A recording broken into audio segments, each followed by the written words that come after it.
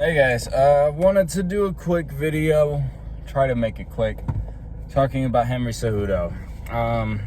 If you've been keeping up with Henry Cejudo as of late, he re-entered the USADA testing pool in April, which is always a good thing, especially considering, for the past few years he had been talking, I'm going to come back, I'm getting ready to come back, and it's like, I kind of put him in a box where for him it was like, I'll believe it when I see it. You keep talking about it, but you're not doing it. I can't really believe it, So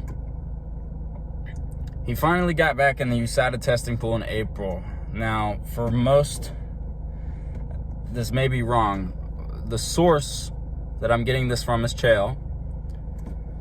Once you first enter the USADA testing pool for the first time, you need 4 months, no competition, 4 months for them to test you as many times as they feel necessary in that 4-month period so that they can clear you to compete. Now, if you have been in the USADA testing pool before and left for whatever reason, doesn't matter what, you have to, once you re-enter the USADA testing pool, you have to be in for 6 months. Test clean for that 6-month period, and then they'll let you fight. And the reason for that is because they don't want guys to just retire or take a leave of absence, take a break for a while, and do a bunch of steroids, get it out of their system so they test clean, but the effects of those steroids still being there the benefits of those steroids will still be there. So they don't want guys doing that. So that's the reason for that rule. Now, if he entered in April, that makes this the 5th month that he's been in. And that was reported as of April 10th. So sometime next month, he'll become eligible to compete. And what better a time than now? I mean, we've got the bantamweight title fight between Aljamain Sterling and TJ Dillashaw, which I will make a video for, happening just next month at UFC 280. That one's going to be a good fight too. But pretty much, it actually might even be before the fight happens that he'll be eligible to compete again. But basically, Henry Cejudo is looking at the division right now saying, who do I want to come back against?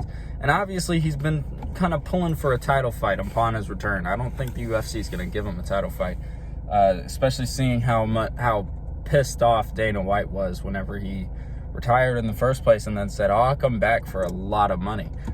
And ever since then, Dana's just kind of been rejectful of the idea of Cejudo coming back in at all. But it looks like he's finally serious, like he's finally actually gonna come back soon, probably sometime next year. I don't think the UFC is gonna give him a title fight upon returning, simply because of the beef. I could see them giving him a guy like Merab Dvalishvili, or maybe I don't think they're going to give him Cheeto or Corey Sandhagen. I think those two are about to fight each other, but there's other guys that could be matched up with Henry Cejudo. And then there's also, Cejudo's been talking about coming back to 145, so featherweight. Even tried to gun for an opportunity to fight Volkanovski upon his return, which they're definitely not going to do. If he comes back at 45, 35, 25 even, I don't think they're giving him a title shot immediately.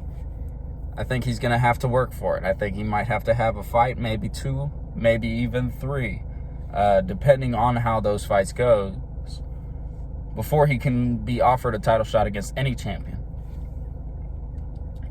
But imagine what would happen if Cejudo comes back and manages to grab the featherweight belt. It would be insane. It would be a huge moment. The first ever triple champ. which is something that I always thought Valentina would be the one most capable of doing. She's just not doing it yet.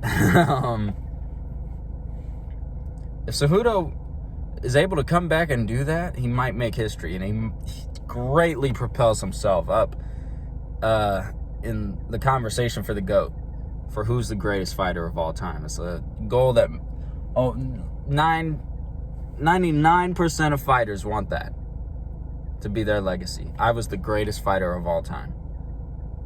99% of fighters want to say that. The 1% are here for the bag. Now, Cejudo seems to be in it for both. And it seems that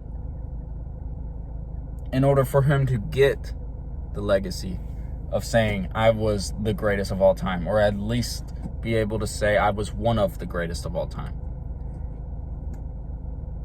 he's going to have to drop the ego about the money. It's the one thing I feel like is going to hold up this whole process of him getting a fight with anybody at all, is the money issue, which he's been outspoken about, which he, as of late though, has not been outspoken about, or at least not that I've heard. But I think Cejudo coming back could pose a serious threat to any division he's in. But in a way, I kind of feel like the time has passed him. I kind of feel like maybe he waited too long. I feel like maybe the game evolved without him. You know, we've seen the emergence of calf kicks in the time that Henry Cejudo has been away from the octagon for. And I'm sure there's a lot of other things that Cejudo may not be ready for, or may not be ready enough for, I'll say. Because Cejudo's a fighter. He's a great fighter. He always will be. But I feel like maybe too much time has passed. Maybe Cejudo's time has passed. But, yeah, I just wanted to air that out. You know, I've been thinking about it for a few days. So I thought, why not make a video about it? And, yeah, I guess I'll leave it at that. Hit like, subscribe, and all that.